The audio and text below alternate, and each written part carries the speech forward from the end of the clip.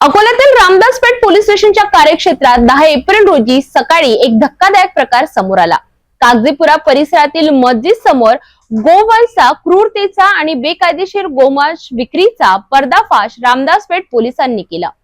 अकोल्यातील Ramdaspeth police station हद्दीत एक धक्कादायक प्रकार उघडकीस आला आहे। 10 एप्रिल रोजी सकाळी 7 वाजता पोलिसांनी कागजीपुरा परिसरात मस्जिद समोर छापा टाकून गोवंश जनावरांवरील क्रूरतेचा आणि बेकायदेशीर गोमांस विक्रीचा पर्दाफाश केला आहे। पोलिसांना मिळालेल्या गोपनीय माहितीनुसार काही संशयितांनी निर्दयतेने गोवंश जातीची जनावरे कत्तलीसाठी बांधून ठेवली होती आणि त्याच परिसरात गोमांस विक्री केली जात होती। त्यानंतर रामदासपेठ पोलिसांनी तात्काळ कारवाई करत घटनास्थळी धाड टाकली।